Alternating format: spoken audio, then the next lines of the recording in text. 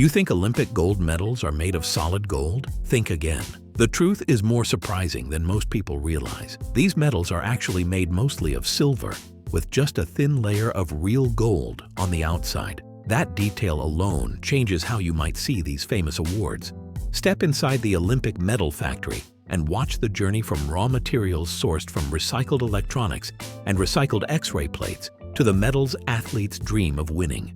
The process combines sustainability with craftsmanship, turning what looks like ordinary scrap into something extraordinary.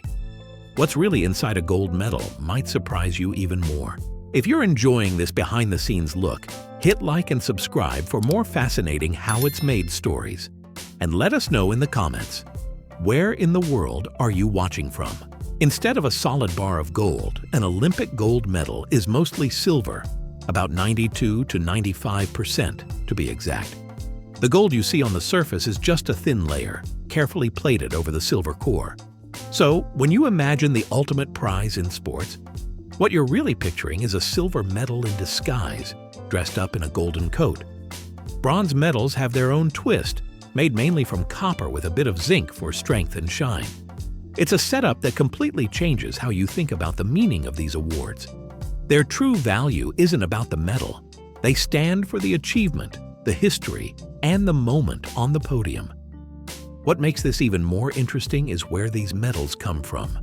Much of that silver and gold now comes from recycled X-ray plates and reclaimed electronics. Instead of mining new resources, the Olympic Committee has turned to sustainability, collecting materials that would otherwise be thrown away. Imagine your old phone or a forgotten laptop. Those could be part of a future Olympic medal. The Tokyo 2020 Olympics took this idea further than ever before.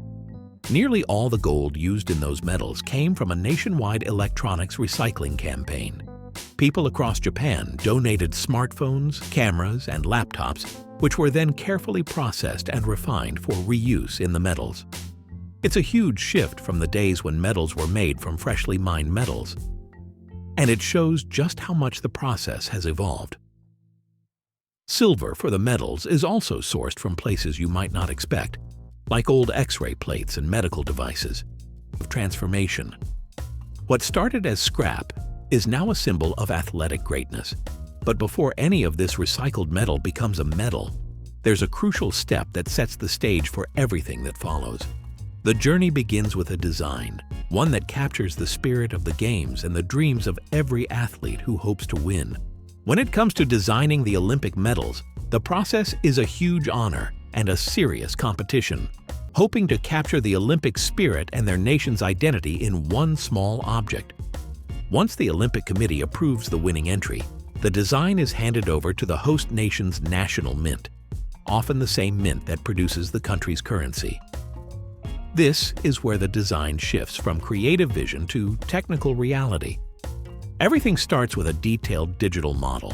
Designers use specialized software to build a 3D version of the medal, tweaking every curve and letter until it's just right. This digital file isn't just a fancy sketch. It's a precise blueprint that allows for endless adjustments, making sure the final product meets strict Olympic standards and tells the story intended by the artist. Once the digital model is finalized, it's used to create a physical prototype out of modeling clay. Clay is the perfect material for this step. It's easy to shape, holds fine details, and lets artists see how the design plays with light and shadow in real life. The clay model is carefully inspected to make sure every feature stands out and the overall look works from every angle. This is the first chance to check for any tweaks before moving on to mass production. But can a clay prototype capture every microscopic detail? That's where high-resolution scanning comes in. The finished clay model is scanned using a 3D scanner, capturing every groove and subtle shape with precision. This scan is converted back into a digital file, which serves as the template for the next step. Using this data, a 3D printer creates durable molds that can handle the demands of casting hundreds or even thousands of medals, all identical down to the tiniest detail. Quality is everything at this stage. The molds have to withstand repeated use and still deliver crisp, flawless medals each time. Every line and surface is checked to make sure nothing is lost in translation from the artist's vision to the finished product. With the molds ready, the metals are set for the next phase, the moment when raw metal meets heat, and these designs finally start to take their true shape and control. Workers melt metal alloys until they glow, reaching temperatures over 1,000 degrees Fahrenheit. The liquid metal is then poured into those detailed molds, making sure every corner and edge is filled out perfectly. The mix for each metal type, gold, silver, and bronze, has to be spot on, because even a small mistake can throw off the color or the way the metal feels in your hand. Machines and skilled workers work side by side, keeping everything consistent. Once the metals cool and harden, they pop out of the molds as solid blanks. At this point, they don't look like much, just heavy discs with a rough version of the design. That's where the first round of quality control comes in. Workers check each blank for tiny cracks, rough edges, or spots where the design didn't form right. If a metal isn't perfect, it goes straight back to the melting pot to be recast. This careful inspection is why almost every metal comes out just right, any surface dirt or leftover residue from casting. Bronze blanks go through their own cleaning vats tailored for copper zinc alloys, while silver-based blanks, including those destined to be gold medals, enter an acid bath to remove impurities. This step is crucial for getting a flawless, shiny surface and making sure the metals won't tarnish over time. Now for the gold medals, there's a little extra science involved. Before gold plating, technicians apply a microscopic nickel layer to help the gold adhere uniformly. The metals are hooked up to an electric circuit and dunked in an electrolyte solution right next to a solid gold bar. When the power's switched on, gold atoms leave the bar and settle evenly onto the metal's surface, building up a thin, even layer of real gold. The process is slow and meticulous, but it's what gives each gold medal its signature look. With casting, cleaning, and plating done, the medals are finally starting to resemble the iconic prizes we all recognize. But there's still one more step that turns each medal from a piece of metal into a one-of-a-kind symbol of achievement. Engraving is where the medal gets its final, personal touch. Using high-precision laser machines, workers inscribe the exact sport and event for which the medal will be awarded. This step gives each medal its unique identity. But there's a tradition here. The winner's name is never engraved on the medal itself. Instead, the athlete's details are recorded elsewhere, keeping the medal focused on the achievement and the event. The lasers etch the text and logos with pinpoint accuracy, and even the smallest error means starting over. It's all about honoring the moment with care and precision. This engraving turns a finished medal into a story. Whether it's for the 100-meter dash or the javelin throw, the specific event is right there on the medal, making each one a one-of-a-kind piece. The process is slow and deliberate, making sure every letter and symbol matches the original design without a single flaw.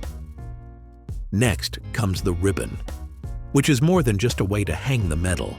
Like the medal itself, the ribbon's colors and patterns are chosen through a host country design competition. These ribbons reflect the culture and style of the host nation, from the fabric to the smallest details in the pattern. It's a detail that adds national pride and ties the entire presentation together. Packaging matters too.